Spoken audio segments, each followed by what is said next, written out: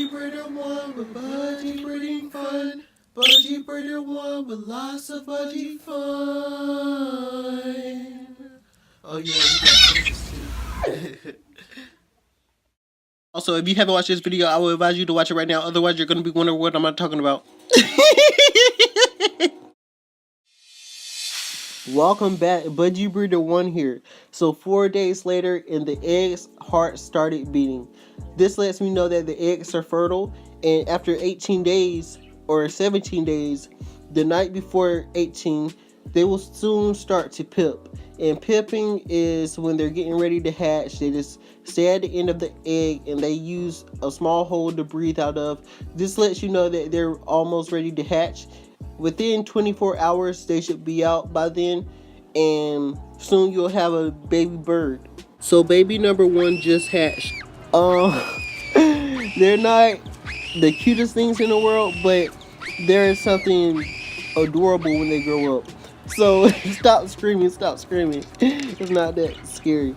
So the mom, she will sit on the eggs and the babies and will feed them until they are able to eat on their own. And soon enough, baby 2 hatched. And baby 2, those are the only 2 that I'm going to show you, because those are the only 2 that are alive right now. So it does happen. Deaths do happen. The one that I tried to save accidentally died, and well, it didn't accidentally die because it was well taken care of.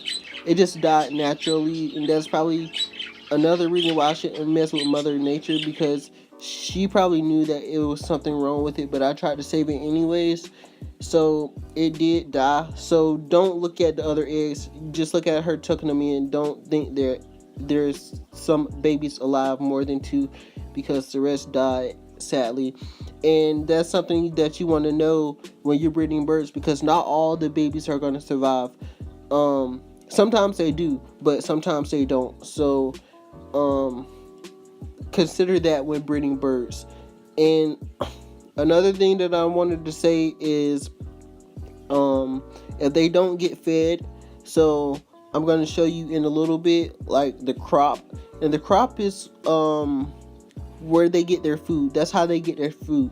Like, you can see their food in their crop, and it's just below their neck. It's like a big bubble, and they store all of that food. And if you don't see any food, then the mother, is not feeding them. So you will want to get a hand feeding formula.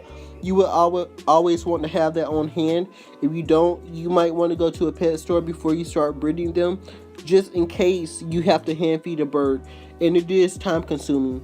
The dad also feeds the bird, so you will see him maybe come in if the female allows him to. Sometimes females don't allow the males to come in because they just don't like that.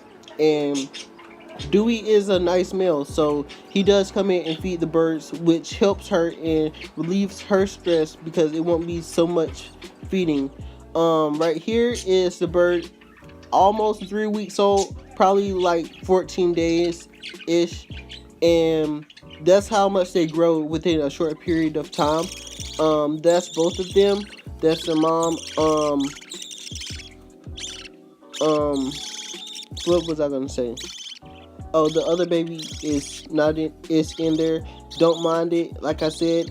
And soon enough, after they get from there, they're gonna start wanting to come out the nest. And about 4 weeks old, that's maximum. They will start picking their head out like you see here and asking for food. Soon enough, they'll come out. I didn't record them coming out because they were already out of the nest box by the time I woke up in the mornings, so I didn't film that.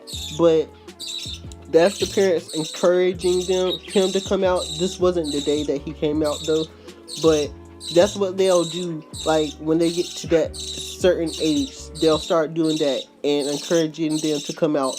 So that's basically all I wanted to say, all I wanted to talk about today.